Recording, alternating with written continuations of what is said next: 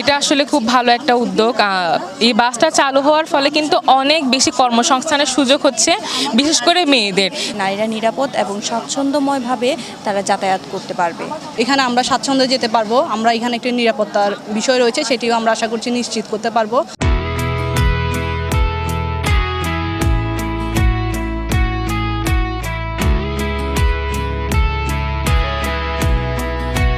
গাড়ীৰ ষ্টাৰ্টিঙত বৈ আছে নাৰী বাছ চালক। বাছৰ হেল্পাৰ ও কণ্ডাক্টৰৰ দায়িত্ব যারা আছে তারাও নারী।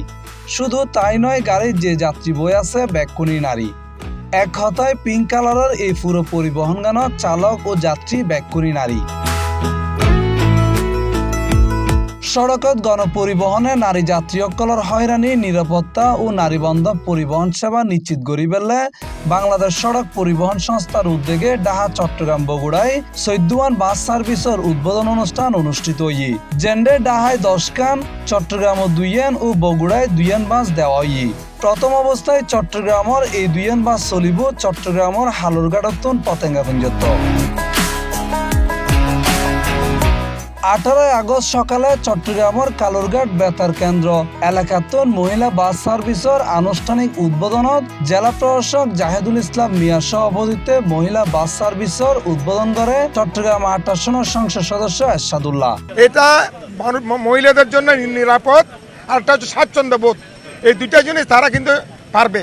সুতরাং আমি মনে করি আমাদের এটার জন্য বিশেষ করে যেই সব কালুঘাট থেকে যেসব জায়গায় মহিলারা আছেন, বিশেষ মহিলারা নারী কর্মীরা আছেন যারা সবসময় যাতায়াত করেন, এদেরকে আমরা একটা বিশেষ করে এইটার জন্য প্রচারণা চালাতে হবে। আমি অলরেডি আমাদের যারা মহিলা দলের নেতৃবৃন্দ আছেন তারা যেন বিভিন্ন ফ্যাক্টরি গিয়ে তারা যেন এই যে একটা প্রচারের জন্য এই যে একটা বাস সার্ভিস চালু হয়েছে।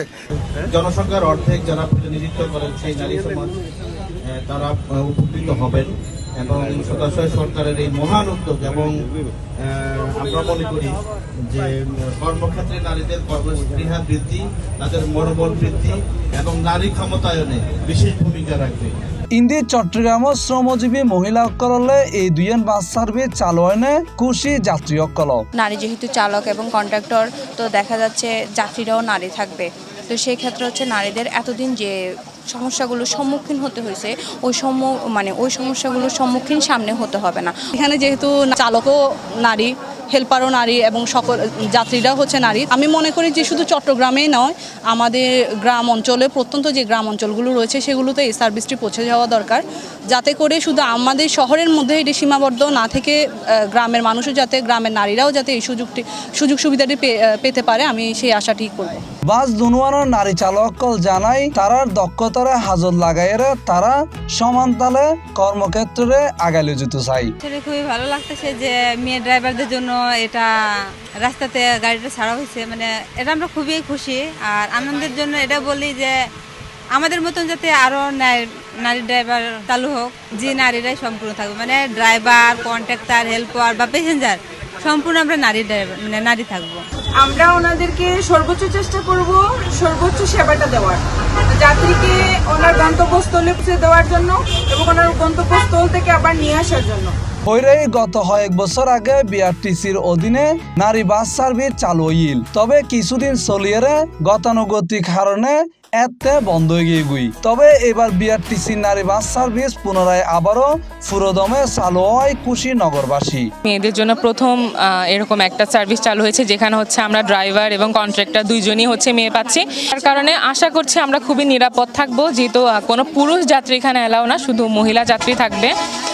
খুব ভালো লাগছে, আসলে খুব ভালো উদ্যোগ। আশা করি যাতে মেনটেন করে। এর আগেও একবার আসলে চালু হয়েছিল কিন্তু বন্ধ হয়ে গিয়েছে, তো এবার আশা করব যে যাতে বন্ধ না হয়। আর বাস যেহেতু 2টো দিয়েছে, এটা আসলে কোনোভাবে আমাদের জন্য এনাফ না, আরও বেশি বাস যদি ওনারা দেন সেক্ষেত্রে আরও বেশি আমাদের জন্য ভালো হবে।